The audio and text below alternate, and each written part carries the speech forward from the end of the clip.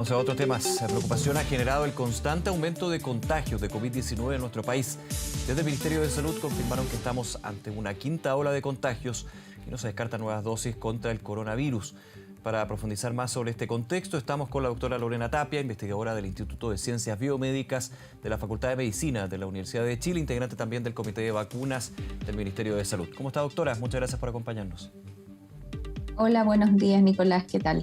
Hemos hablado tantas veces con respecto al contexto sanitario y voy a comenzar más o menos como siempre, digamos, preguntándole cómo ve el contexto, la situación actual. Hay un aumento de nuevos casos, también de positividad y casos activos. Esto también cómo se va confluyendo con respecto a el número de hospitalizados, que eso siempre es muy relevante.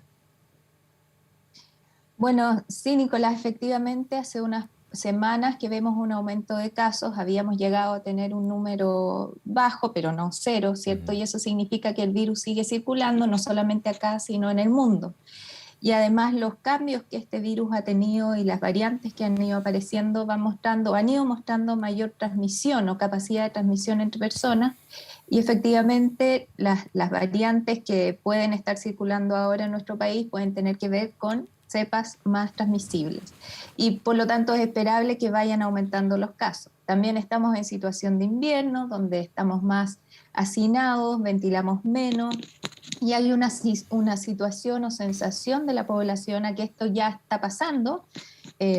Efectivamente estamos mejor que el 2020, claramente, pero aún no se va y probablemente vamos a tener un tiempo con este virus circulando. Así que todo eso ha hecho que volvamos a tener números mayores y positividad más alta. Eso quiere decir que cuando tenemos la sospecha y hacemos exámenes, tenemos efectivamente más casos positivos de COVID. Sí. Ahora, con una diferencia, doctores, yo creo que muchos que nos ven hasta ahora lo han vivido, lo están viviendo con respecto al inicio de la pandemia. Ahora hay una cantidad de virus respiratorios dando vuelta y de hecho se ha adelantado en términos de tiempo, el sincicial, adenovirus, metaneumovirus. Esto también complica bastante el escenario para todavía no comenzar invierno, digamos, oficialmente, ¿no? Sí, los virus respiratorios estaban de cierta manera esperando aparecer, creemos nosotros, porque tuvimos 2 años con circulaciones bien bajas, empezaron a circular ya a mediados del año pasado. Desde esa fecha hasta ahora hemos tenido una circulación alta, no tan alta como hemos tenido, por ejemplo, para virus respiratorio sincicial como otros años, pero sí está aumentando, las condiciones del tiempo, ¿cierto? Están permitiendo que empiecen a circular más en nuestros niños, también en adultos, y eso se conjuga con la aparición de COVID. Afortunadamente es una situación todavía controlable, pero creo que tenemos que hacer el llamado a mantenernos con cuidado y a evitar que esto nos sobrepasen los sistemas de atención de salud.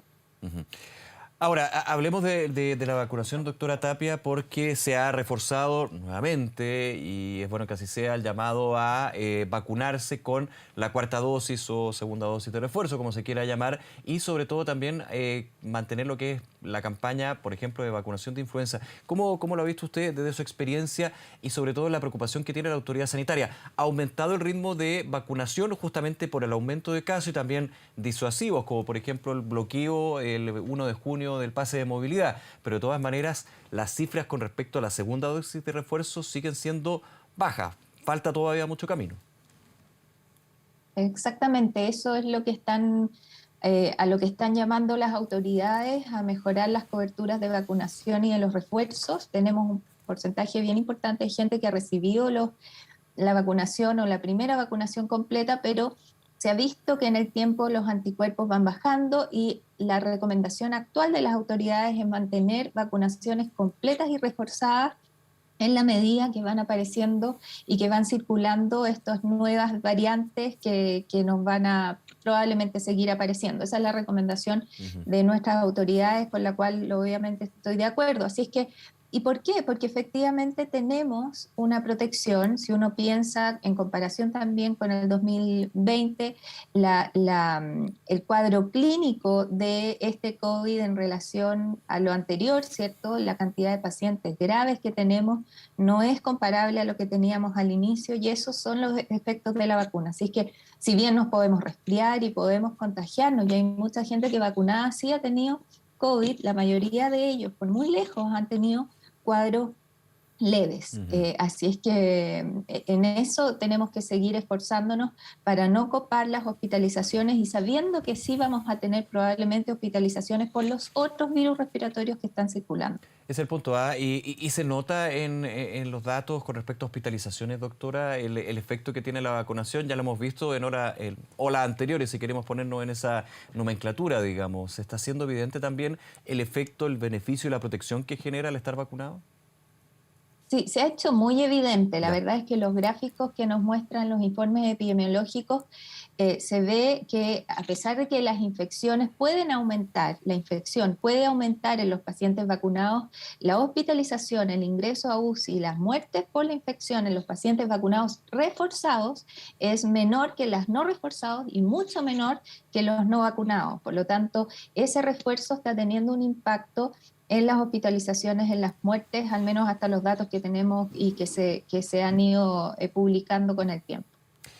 Ahora, vamos con otro elemento, siempre lo conversamos, doctora Tapia, que es el autocuidado, porque no solamente aquí hay que confiarse con la vacuna, hay que también seguir pensando y teniendo claro de que la pandemia se mantiene. Obviamente también las medidas de autocuidado son las mismas, sin embargo el contexto cambia sobre flexibilización en algunas medidas, no hay cuarentena, el tema de los aforos, hay un cambio también en el plan paso a paso. ¿Cómo evalúa usted este punto que es súper relevante porque tiene que estar muy conectado con la campaña de inoculación? Sí, en realidad los pilares del manejo de la pandemia tienen que ser vacunación, por un lado, es un pilar muy importante, diagnóstico y trazabilidad idealmente de los Sí. pacientes, de manera de poder identificarlos, aislarlos y tratar rápidamente a los contactos, y por otro lado, el autocuidado. Si bien ahora tenemos, ya que estamos más vacunados, se han aumentado los aforos, hemos flexibilizado un poquito más la presencialidad y eso también está muy bien para cosas que han sido esenciales, como las clases de los niños, las clases en las universidades, algunos trabajos. De todas maneras, tenemos que estar conscientes que el autocuidado y en la medida que nosotros estemos con síntomas respiratorios, tenemos que cuidarnos de evitar contagiar al resto, usar nuestras mascarillas, el lavado de manos frecuente y evitar salir en condiciones que nosotros podamos estar infectados. Para este y otros virus nos va a servir Sí, también, claro. y eso lo hemos visto, nos va a servir para los otros virus y otros agentes infecciosos que pueden afectarnos a nosotros, no tan gravemente, pero que sí pueden afectar gravemente a lactantes, a guaguas chicas o a adultos mayores que tienen patología asociada. Hay otro punto acá y lo hemos conversado también, la ventilación de los espacios cerrados, que por supuesto con la baja de las temperaturas, las condiciones de otoño e invierno se hacen más difíciles, pero se hace aún más importante y no solamente para el SARS-CoV-2, el virus del coronavirus, sino para el resto de los virus. Así es, la ventilación, tal como tú dices, también es un punto importante, ideal mantenerlo siempre, eh, ventilar las casas, ventilar las salas de clases, ventilar los lugares donde nos reunimos, idealmente reunirnos en lugares abiertos, eso también es algo que disminuye bastante los contagios y de nuevo, no solamente COVID, sino el resto de los virus respiratorios que están circulando. Ujú. Ahora, usted decía el testeo y trazabilidad, que ya lo conocemos también, digamos, pero siempre genera discusión. Uno podría, por lo menos en los datos que se entregan de testeos, ver que hay un número quizás menor que en otros meses. Me remonto solamente al mes de enero-febrero, por razones obvias, pleno Omicron. ¿Esto está dentro de la normalidad o también hay un tema ahí de que habría que aumentar el testeo? En algún minuto se llegaban a los 90.000 exámenes PCR promedio, digamos, al día. Sí, la capacidad de testeo creo que está aún y se podría aumentar en caso de que vuelvan a aumentar de nuevo los casos. La positividad está en alta, pero tampoco es del 30% lo que tuvimos el Sí, claro. primer año, pero sí efectivamente está alta. Lo ideal es ir bajándola y testear más. Probablemente las autoridades están pensando en ir a testear más.